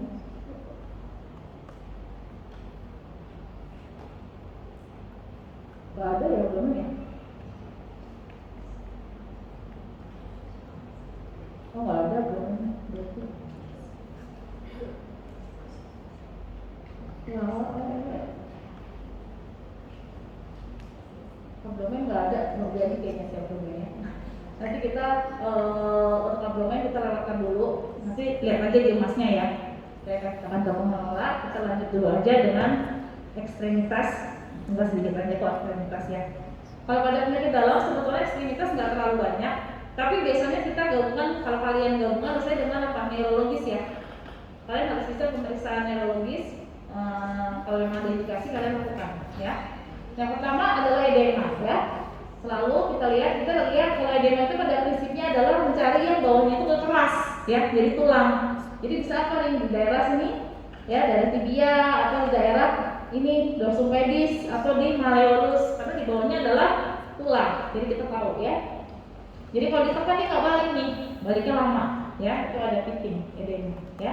Atau ditekan tapi non pitting, bengkak juga ada bisa ya. Jangan lupa kalau kaki, tangan juga dilihat ya, banyak juga kan tangannya bengkak atau edem. Dan kalau misalnya melihat edem, ya kita lihat apakah simetris atau tidak kanan dan kirinya. Ya, pada DVT biasanya lebih besar salah satu sisi. Lihat juga apakah ada nyeri atau tidak, ada tanda-tanda radang atau tidak. Jadi kita bisa tahu kurang lebih ini kenapa bengkaknya, gitu ya. Nanti kita lihat. Pada pasien-pasien yang stroke yang hemiparese yang kaki tangannya nggak bergerak, ya, itu bisa bengkak. Karena apa? Karena stasis dari pembuluh darah vena. Ya, jadi dia bengkak tuh karena stasis. Jadi perlu dikasih tahu, oh berarti ini harus digerakkan lagi karena dia ada karena stasis dia jadi aliran darahnya tidak lancar jadi bisa edema. Ya, bisa bermacam-macam penyebabnya ini ya, edema ya. Nanti kita baca dan lihat lagi di pasien. Ya, itu clubbing finger ya. Tadi kita lihat pada pasien-pasien hipoksia lama ya atau tadi stenosis bisa. Nah, caranya ini nih. Namanya canvas sign namanya nih ya. Kalau biasanya kita bagus gini ya, ada triangle gitu, kita bisa ngintip tuh dari diamond kecil gitu dari ini. Tapi kalau dia clubbing finger nggak bisa dia kayak gini. Ya. Kalau yang jelas gini sih udah perlu agak kamu gini-giniin ya. Tapi ini clubbing finger bukan sih, kamu bisa lihat canvas sign-nya ya. Lagi kalau pada penyakit dalam ada beberapa yang khusus ya, tadi seperti tadi clubbing finger, ya ada juga yang namanya asterixis ya, cracking tremor. Karena dia tidak bisa mempertahankan tonus otot karena ada gangguan di otaknya. Misalnya ada talamus dari motorik karena ada gangguan metabolik, misalnya pada pasien encephalopathy hepaticum ya, atau ada pasien uremicum, pokoknya encephalopathy metabolik ya. Caranya gimana? Kamu suruh aja gini pasien. Lama-lama dia akan turun. Gitu. Nanti kamu lihat pada pasien 100 banyak di lantai 7 ya. Dia akan turun gitu karena tidak bisa mempertahankan tonus ototnya. Bisa di tangan, bisa juga di kaki, tapi kalau kaki mah ribet ya. Mana yang lemas juga suka turun ya, tapi kalau di tangan tuh akan jelas sekali dia turun-turun gini nanti. Gitu ya. Jadi harus bisa tuh pemeriksaan. Ada beberapa pemeriksaan lain seperti Hoffman sign dan lain-lain untuk DVT kalian pelajari saat di keuangan ya, beberapa pemeriksaan yang penting untuk menentukan berbagai pelayanan pada penyakit dalam. Jangan lupa refleks ya, refleks patella, tricep, Achilles, bicep. Kalau tangan tricep dan bicep aja, yang kaki patella dan Achilles. Kalau Babinski itu ya kalian juga perlu tahu sih. Cuma yang utamanya kalau penyakit dalam ini ya. Karena pada apa pasien-pasien diabetes, ya kan, refleksnya menurun. Pada pasien-pasien yang apa, hiperkalsemi, gangguan elektrolit juga kita periksa refleks, ya. Kecuali kalau ada neuro kalian harus lihat juga semuanya ya, termasuk hapus laminalisnya, ya. Suka ditanyain nih, ya. Pada patella apa yang kamu nilai? Muskulus apa yang berkontraksi, ya? Ini nanti gerak gini dok, nanti dengkulnya naik ini fleksi. Ya apa yang kamu periksa? Dengkulnya dipegang-pegang, padahal yang harus kamu pegang adalah muskulus quadriceps dia kontraksi. Jadi kita bisa nggak mesti ngegantung kakinya? Bisa juga sambil tiduran, kamu ngetok, dia akan kontraksi di sini, pegang di sini, gitu.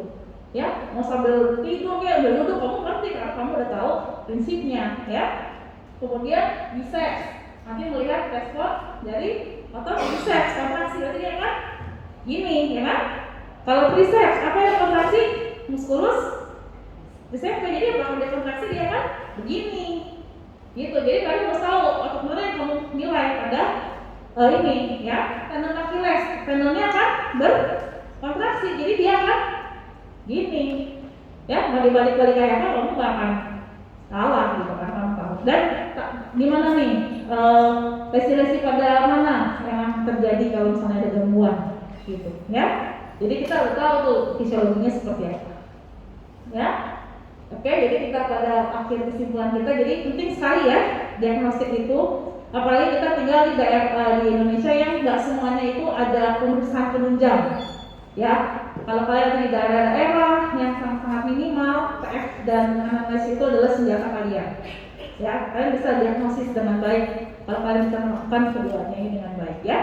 Kemudian jangan lupa kita harus bisa secara sistematik ya, dan kita dengan PF itu bisa mengarahkan pemeriksaan penunjang yang tepat. Nggak semuanya mau periksa ya. Konfirmasi saya urus dia aja deh. Karena tadi saya periksa nih, kalau periksa ini positif nih, saya yakin banget deh ini ya. Gak usah lah saya CT scan abdomen kontras ya. Kalau di luar negeri kan tadi perut, sini nggak kontras gitu ya. kita pakai Movision, pakai ketok gitu kan, terus aja deh. Gitu.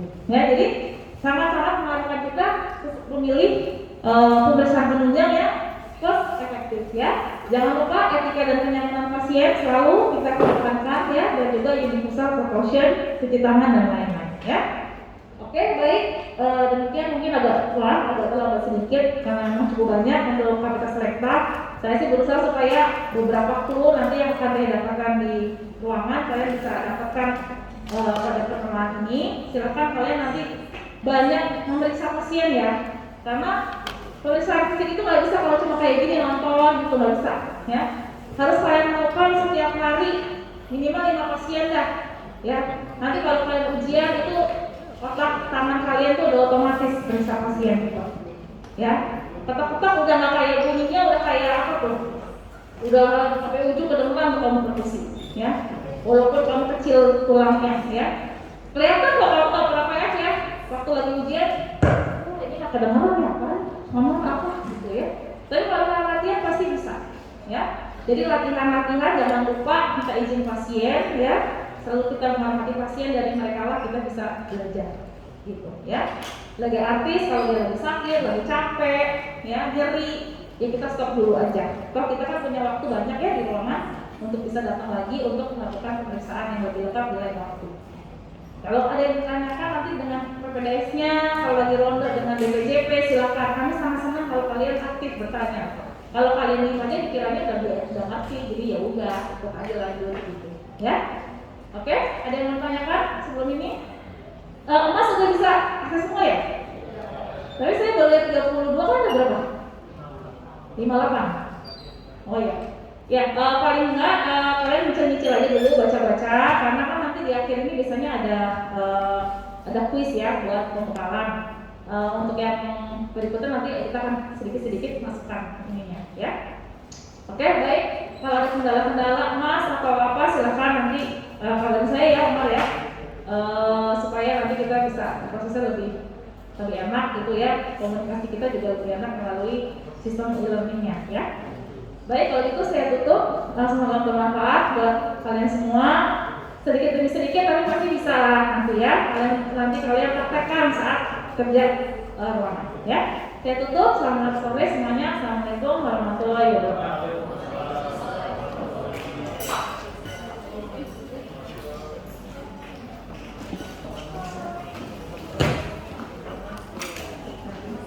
Buset, cepet banget. Bye. Tina.